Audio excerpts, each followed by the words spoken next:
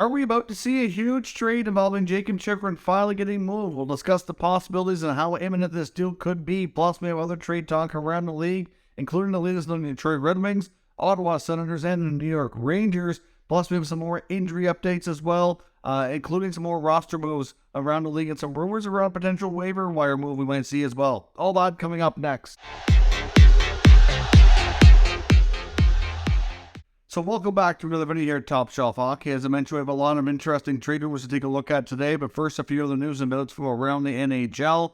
Of course, we saw yesterday the Pittsburgh Penguins and the LA Kings do battle on an evening where the Kings honored longtime captain Dustin Brown, retired his jersey. There's a Brown statue also put up as well. Certainly a very entertaining game. He had one heck of a career. I'd like to recognize him for being one of the greatest LA Kings in the franchise's history. Certainly some great players that he's lumped into in not the greatest player category, but certainly had a long career. Certainly deserves to be recognized for sure. Another odd thing that we saw in this game, though, was for the first time in Sidney Crosby's career, he was given a game misconduct and vacated the game due to penalties. That's not something you really see Crosby do very often. It really was kind of weird as well. You get into I guess you could say, the verbal altercation with Kings defenseman Mikey Anderson.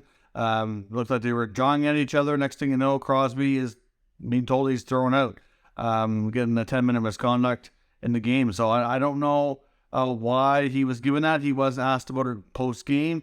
Said that he basically didn't feel he could say what he really felt, which you know how that goes. If you say anything against the referees and officials, you typically do get a fine or suspension. Usually a fine, especially for players and coaches for that matter. So certainly seemed like he didn't agree with it. It didn't seem to be all that, serious of a situation. Not really sure why the refs reacted the way they did. But for the first time, Crosby could say he was thrown out, especially on an interesting evening where Dustin Brown was honored. Now, we do have some other news and notes around the injury status. I want to focus mostly on the Ottawa Senators. Yesterday, they did a battle after their first came back from the All-Star break after a 10-day layoff against the Edmonton Oilers. Unfortunately, lost the game. They had the first two periods were pretty good. It was pretty even, 3-3 going to the third. But they ended up losing starting goaltender Anton Forsberg. And it's kind of a unique situation. He ended up getting stretchered off the ice. Of course, we talked a little bit about this yesterday, but now we know more about the injury. But he's actually going to have a double knee injury. I mean, we knew that it was bad, but it's not often you hear of an MCL injury in both knees at the same time. So certainly makes more sense now why he couldn't get up, why he had to be escorted off the ice by stretcher. And his season is most likely over. They mentioned they're going to be doing some more testing to get the full extent of the injuries. And he'll obviously go through the process of getting things healed up here. But most likely season's over. They're just calling it out indefinitely for right now. But given where we are in the year, I highly doubt we'll see Forsberg again this season. Of course, Cam Talbot's already out as well. So you have to think that there's a possibility we might see the Senators dip into the goalie market and see if they can find another experienced goalie to come in and help out for the rest of the season. If there's anybody interesting on waivers the next little bit, or maybe somebody who they could acquire via trade that's not going to be very expensive, would be a great idea. We'll see, but this could have a major impact on any hope that they had left of trying to climb back into the playoff race, even if they were going to make the playoffs, to make the remaining games more interesting and meaningful, as they said at the beginning of the year. Their goal was to be in the conversation in the last few weeks of the season. It's going to be tough to do now. Really tough to do, because they also, to make matters worse, they lost standout rookie defenseman Jake Sanderson. He's going to be out for at least 10 days, most likely 2 weeks. He's certainly, even though he's a rookie, he's playing big minutes and is arguably their top one or two defenseman all season long. He's going to be an absolute stud for them down the road, so it's unfortunate that he's going to miss some time. So that's not going to bode well. You take away your two top goaltenders and now one of your top defensemen. They're already without their top centerman and Josh Norris. Starting to wonder if this year just wasn't meant to be. Certainly not looking good at all. So the Senators' hopes are fading quickly, largely due to the injury bug. So we'll see where that goes. But the Forsberg injury, getting both knees injured in the same sequence, is not something that's, I'm not sure it's very common at all. The Edmonton Oilers, I want to talk about them and Jesse Puljujarvi. You got to wonder if a trade could be in the works. I know it's been rumored for a long time, but they're getting to a point here in the next few days where Kyler Yamamoto is likely ready to come back, as there was speculation that he's going to play by Wednesday.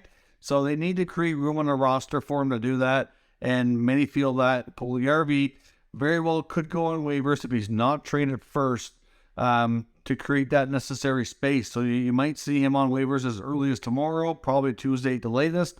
It may not happen exactly that way, but that's what's rumored and expected. I mean, Puljujarvi did have a good game against Ottawa, scored a big goal for the Oilers, but it's not enough to keep him on the roster long term. As his time with just the organization pretty much coming to a close, we've noticed for some time.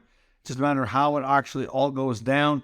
I've seen some speculation on different teams that might be willing to take him on, but if he were able to go through waivers, it might help facilitate a trade too, because teams wouldn't necessarily have to keep him in the NHL. They'd be able to put him in the minors without losing him on waivers themselves. So we'll have to see where that goes, but certainly look for the Edmonton Oilers to make a roster move here in the next day or two, and it could involve a big name like Puljujarvi on the waiver wire. Now into the trade section of the video, we have a variety of things we want to talk about, but a lot of the information comes from the 32 Thoughts segment last night on Hockey Night in Canada, a little bit from a few other places as well. But Elliotte Friedman did report in that segment that Rangers forward Vitaly Kravtsov appears to be available for trade. We know that this is not the first time this has come up with Kravtsov. He's been in and out of the lineup.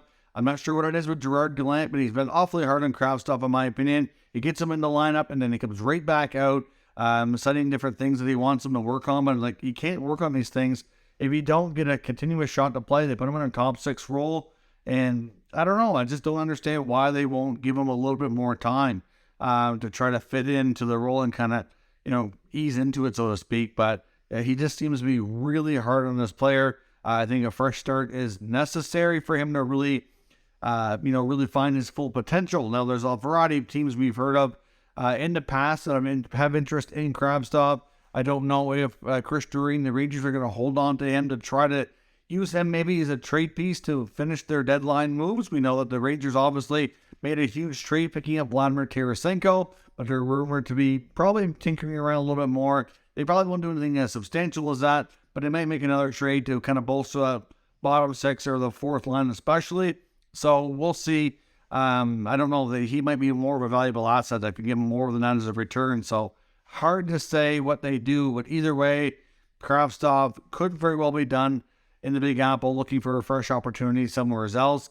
A couple of news and notes around the Ottawa Senators. We know that Austin Watson's on an expiring contract. Typically plays, fourth line minutes. Not afraid to drop the gloves, although I couldn't tell you the last time he actually won a fight. He's fought numerous times for the Sens this year and last, and he doesn't do overly well. He's not afraid to fight. He plays a very physical game. He can play that sort of enforcer type of role, but I don't know. I mean, he's certainly, not afraid to play with an edge, throw some big hits, but the fighting part, not the greatest in my opinion, but he's not afraid to do it, which is more you can say about a lot of NHL players. But he is known to be available via trade. The Sens, like I mentioned, are likely not trending towards the playoffs. They have some pending UFAs who they probably wouldn't mind moving on from and changing up the direction for next year. Watson may be one of those guys. Tyler Mock can be thrown into that conversation. Maybe Cam Talbot, but for right now, they need an initial quality goaltender, so I can't see Talbot getting moved here unless they bring in another goalie. But we'll see. But for right now, Watson is reported to be available. Jeff Merrick made note that the Calgary Flames appear to be one of the teams that are interested possibly in bringing him in. We know they've been looking for more of a top 9 scoring forward, but they may want to add some depth with a guy who can play that enforcer physical type of role as well. I mean, they do have Milan Lucic, of course, and right now the Flames are by no means guaranteed a playoff spot, but they're trending to be in that conversation, in that mix, and we'll see if they end up pulling the trigger here or not. There could be other teams interested as well, but for right now, that's the only team that's been rumored so far. There's also speculation that the Ottawa Senators, according to Elliotte Friedman in the 32 Thoughts segment, have found themselves a path to move on from defenseman Nikita Zaitsev. No clear-cut answer for sure on what's going down, but it's believed that if they're willing to attach an asset, which is believed to probably be a mid-round pick, that he could be traded sometime here soon to a Western team. And after doing some more research, it sounds like that possibility is either going to be the Anaheim Ducks or the San Jose Sharks. There was a long time when he was linked to Arizona, but that was more so when the Sens were connected to Jakob Chychrun, not Jeff Chychrun, his father. But ultimately, Chychrun, we're going to talk about him momentarily, I don't think Ottawa is going to end up being that destination. So Zaitsev's likely going to end up having to get moved in a separate trade. But the Ducks and Sharks, both teams that are going to be going through different directions, different rebuilds. They're probably moving out some of their own players that are pending UFAs. Zaitsev still has another year in his contract, so that might be interesting for them. They know they're not going to be doing a ton of winning here. In the next year or two, they need some contracts to get to the contract floor, especially the Ducks. In that case, it might be more willing to take on a contract that's not as favorable. So we'll see where that goes. But the Sens very well could look to do a buyout of Zaitsev in the offseason if indeed this trade doesn't facilitate and doesn't work out. But we'll see. I know Sens fans have been anxious for Zaitsev to be off the roster for some time. Tyler Bertuzzi, another name brought up by Jeff Merrick and Elliot Friedman on the 32 Thoughts segment last night on Hockey Night in Canada. Tyler Bertuzzi's had no progress on a new contract with the Red Wings from what we've heard through them. That there's really not much even discussions going on at all.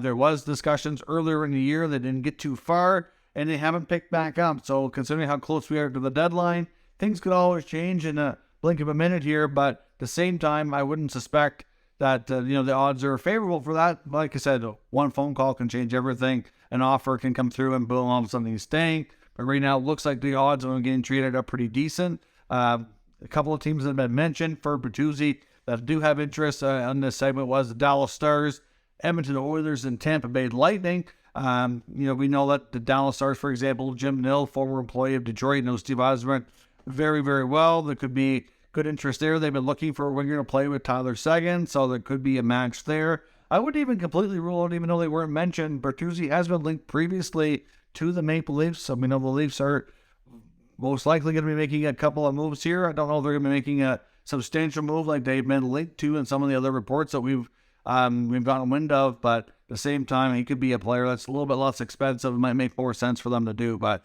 either way, it sounds like there's increasing odds that Bertuzzi could find himself on the go with the Coyotes and Chychrun. Now, it sounds like a trade is actually imminent, and the reason everybody's up in a stir here talking about Chychrun now is that the Coyotes last night put out an information on their Twitter account saying that he was being held out of the game as a healthy scratch due to trade reasons. So that's obviously indicates that they're protecting their asset. They don't want him to get hurt or something to happen while they're finalizing a trade. Teams don't do that this far away from the deadline unless a deal is close. There's some that believe that the deal is going to end up being with the LA Kings. There's others that are not really convinced that it's really that close yet, and that there's still, a half dozen or more teams that are in the mix. I know Dave Pagnotta of the fourthperiod.com put out an article tonight saying that he thinks, he linked 10 teams to the Coyotes and Chychrun, which to me is an awful lot. A lot of teams, according to the 32 Thoughts segment on Saturday night, were denying the fact that they were close or imminent or anywhere near this. So, we kind of ruled out a bunch of teams from that regard, but the Kings were the one that seems to be getting the most traction. That NHL insiders are saying that they believe LA is the destination. They also believe that the Kings have interest in more than just Chychrun from the Coyotes, that goaltender Kirill Vejmelka is also have interest in them given their goalie issues. They have Phoenix Copley, of course, who they just signed. They have Cal Peterson in the minors, who they're not thrilled with. They have Jonathan Quick. I don't know how they would go about things here at the NHL level if they pick up the goalie from the Coyotes, but certainly I would think that Peterson for sure would probably be the one they'd want to move the most, could be off to the Coyotes. Jonathan Quick himself, even though the veteran guy has been a solid career in LA, he technically does not have any trade protection in his contract, and I don't know if they would move on from him. I wouldn't think so, but you just never know here. But it's believed that the LA Kings have stepped up their offer to include top prospect defenseman Brandon Clark, and that's what got the Coyotes so interested in doing this deal with LA. I mean, there could be other assets, because there was rumor they were looking for at least 3 first-round quality assets. So especially you throw in a goalie who's been playing well for you as well, that's going to boost the price even more. I would think LA would probably send at least one roster contract back, Brandon Clark, possibly a first-round pick, and maybe even another asset as well. You bring Chychrun into the mix, and that's going to give them a really solid top 4 defense in LA. I mean, that's the belief right now. They have tons of young assets they can consider including here, whether it be, Turcotte or Samuel Fagemo, or I don't think they would move Quinton Byfield, but you never know for a player of this magnitude. Maybe they might consider it. There's several other players as well that also fall into this category of being a pretty good prospect that might intrigue the Coyotes. So we'll see what happens, but some are in pretty well firm belief that this deal is going to be announced as early as Monday.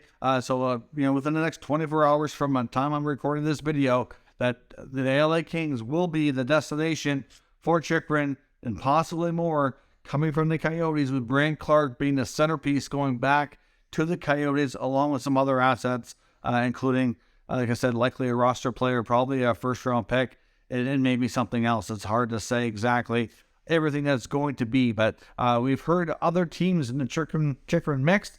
We've heard the Senators, we've heard the Bruins, we've heard the Oilers, we've heard the Leafs. The Panthers are another team that's been brought up as well. And some of these teams have been, through the NHL insiders, been denying that they're the ones that are getting close. But there's some that haven't said much, and just because they're denying a trade, it doesn't mean that they're not in the mix, right? So we'll see who was right here in the end. Obviously, like I said, some believe LA's got the deal, and tomorrow's going to be the day. They certainly didn't want to announce it on a Saturday when they were honoring their longtime captain, Dustin Brown. Maybe it wasn't completely finalized yet. Anyhow, we don't really know the full details on that. Of course, today is Super Bowl Sunday, so maybe they wait until tomorrow. Hard to say what they do. We'll have to wait and see what happens if anything gets announced tomorrow.